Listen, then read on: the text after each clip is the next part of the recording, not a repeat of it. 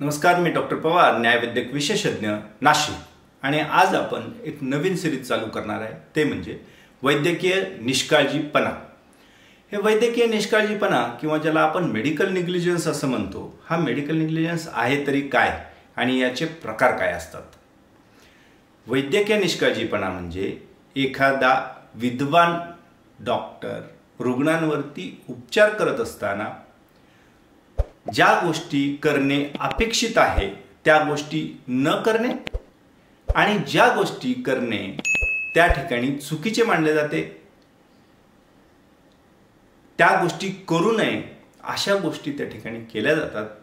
त्याला act of वॉमिशन आणि act of commission म्हणजेच एखादी गोष्ट करावी ती केली नाही म्हणजे काय केलं की ॲक्ट ऑफ ओमिशन, आणि एखादी गोष्ट करू नये ती केली म्हणजे ॲक्ट ऑफ कमिशन. अशा दोन गोष्टींचं मिश्रण म्हणजे वैद्यकीय निष्काळजीपणा आहे. प्रत्येक वैद्यकीय निष्काळजीपणा हा साधा निष्काळजीपणा किंवा घोर निष्काळजीपणा अशा स्वरूपाचा असू शकतो.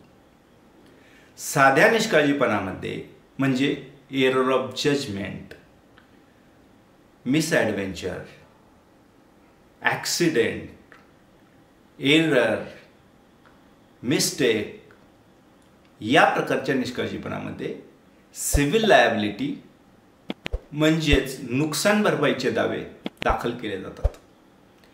तर घोर निष्काळजीपणा म्हणजे गंभीर स्वरूपाची त्रुटी, हलगर्जीपणा, बेदरकारपणा त्या कृतीमधून दिसून आला म्हणजेच ग्रॉस रेकलेसनेस किंवा ग्रॉस निग्लिजन्स असेल. अशा वेळी क्रिमिनल लायबिलिटी म्हणजे फौजदारी निष्काळजीपणा जी आहे त्या ठिकाणी मानला जातो. सिव्हिल लायबिलिटी आणि क्रिमिनल लायबिलिटी हे कशावरून निश्चित केलं जातं, तर तो साधा निष्काळजीपणा असेल तर क्रिमिनल लायबिलिटी येऊ शकत नाही. याविषयी जॅकोब मॅथ्यू हे एक लँडमार्क जजमेंट त्या ठिकाणी सर्वोच्च न्यायालयाने दिलेलं आहे. तसेच मार्टिन डिसूजा हे आणखीन एक जजमेंट त्या ठिकाणी सुप्रीम कोर्टाने दिलेलं आहे. आणि या जजमेंटच्या अनुषंगाने एखाद्या डॉक्टरवरती फौजदारी वैद्यकीय निष्काळजीपणाची कारवाई करण्यापूर्वी तज्ज्ञ समितीचे मत घेणे अनिवार्य केलेले आहे. महाराष्ट्रामध्ये सदर तज्ज्ञ समित्या ह्या दोन वेगवेगळ्या GRच्या अनुषंगाने स्थापन करण्यात आलेले आहे. पुढच्या व्हिडिओमध्ये आपण पाहणार आहोत की हे जजमेंट्स काय आहेत आणि ह्या तज्ज्ञ समित्या नेमक्या कोणत्या. तसेच या समित्या जे काही बोलाम स्टँडर्डच्या अनुषंगाने निर्णय घेत असतात ते बोलाम स्टँडर्ड काय आहे. तसेच बोलिथो स्टँडर्ड हा एक नवीन ट्रेंडिंग प्रकार त्या ठिकाणी आपल्याला यामध्ये पाहायला मिळतो.